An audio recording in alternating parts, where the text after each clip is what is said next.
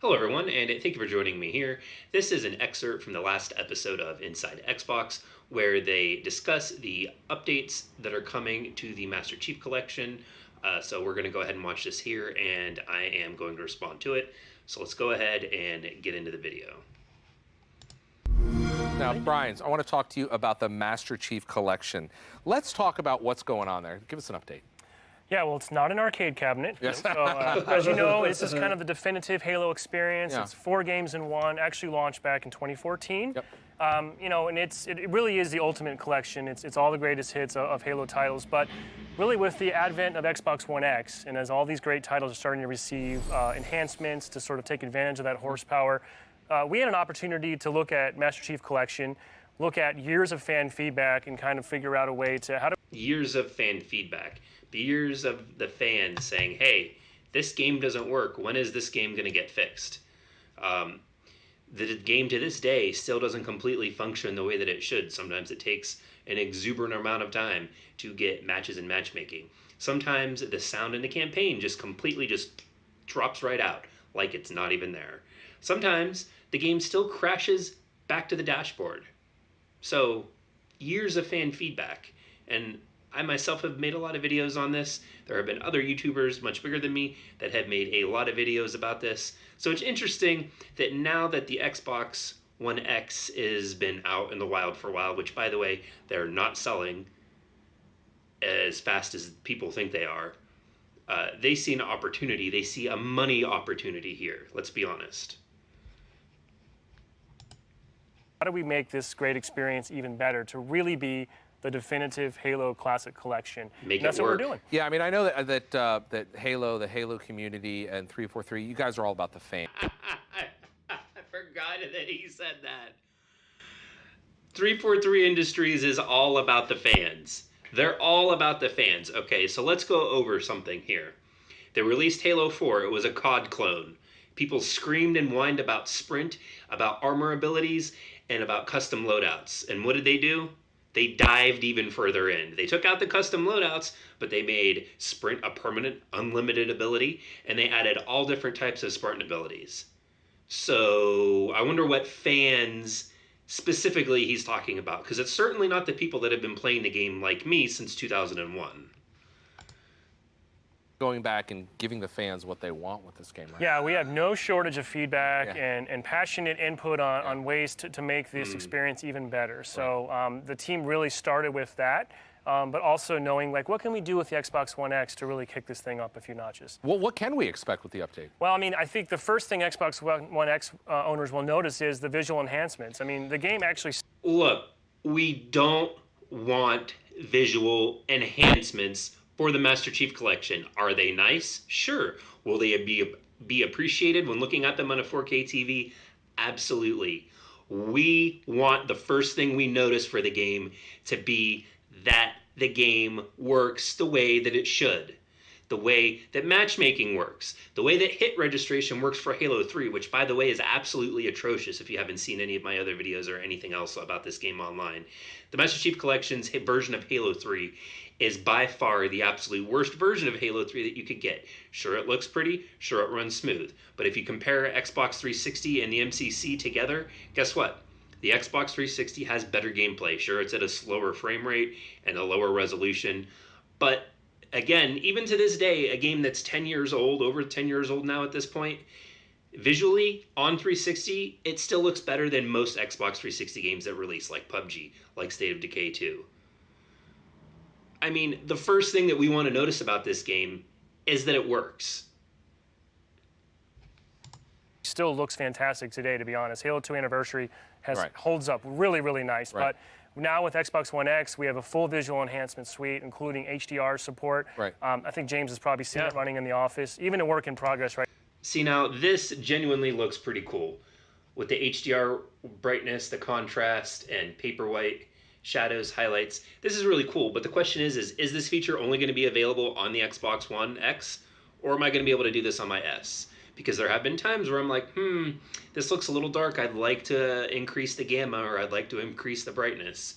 So we'll see eventually, but it does say HDR settings, so I'm assuming that this is probably only for the Xbox One X.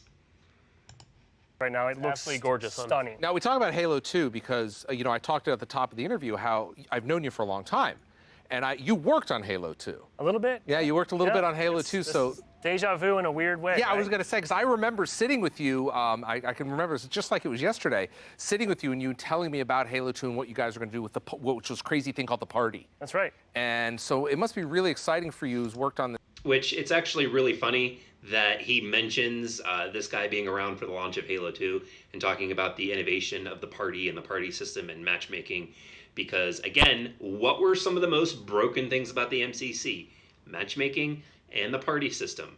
There were times when I'd be in a party with somebody, the game would crash, I would go back to join the party, and guess what? It would say I'm already in the party, even though I'm technically not, even though I had to reboot the game. So what happened?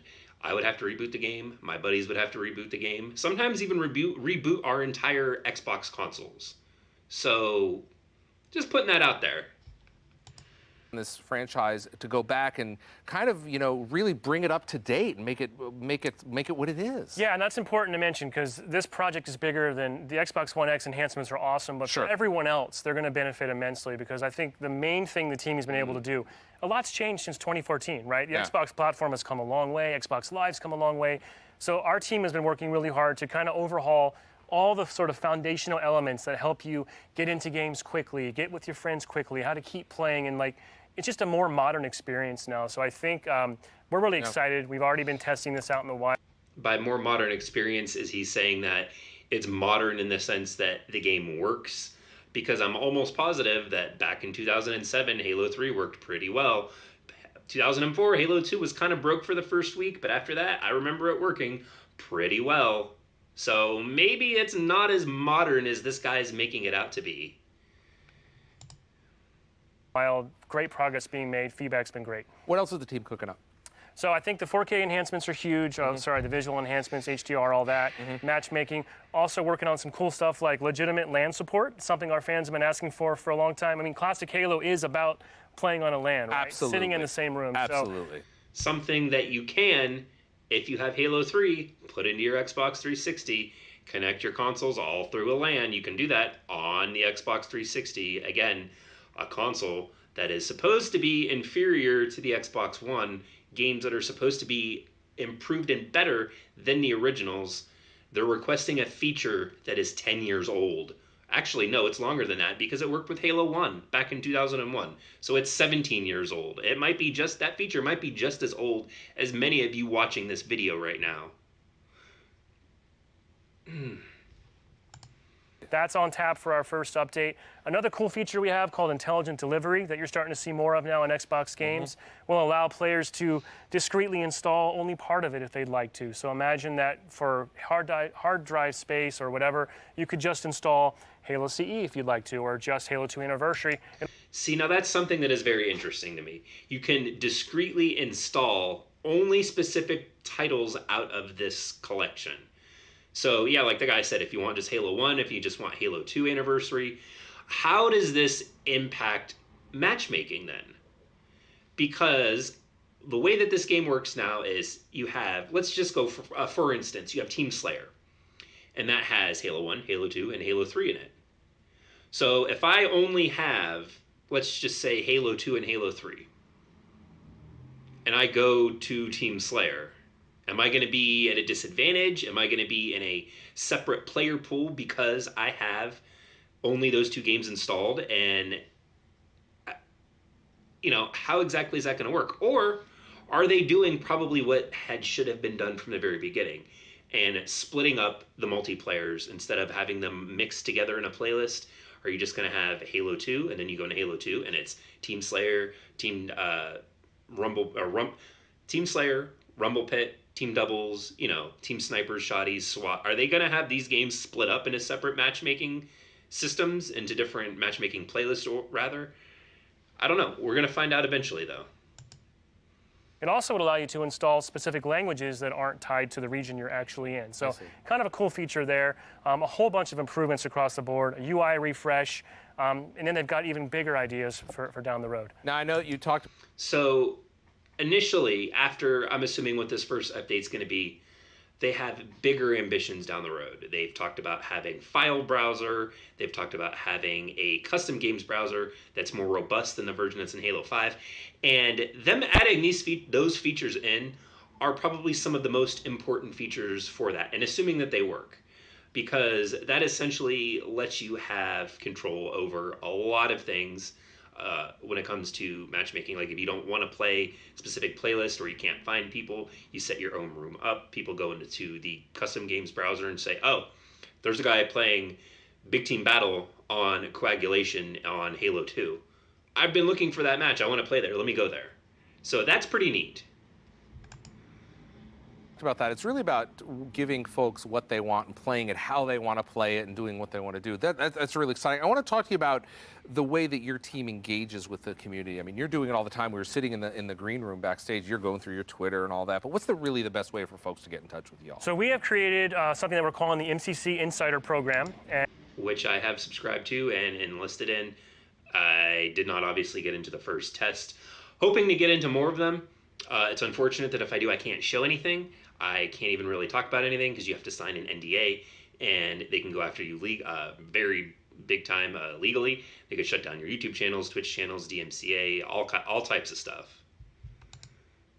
And this is essentially a group of anyone that wants to be a part of helping shape the future of MCC are welcome to join us and be a part of this. And it's a couple different things. One is obviously feedback. We're always taking feedback.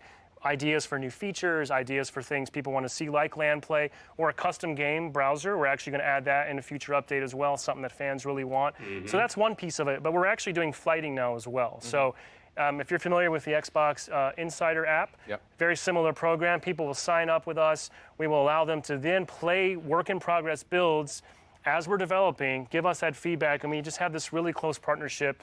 Starting already, we have one flight in the books. We have another flight coming up in a few weeks.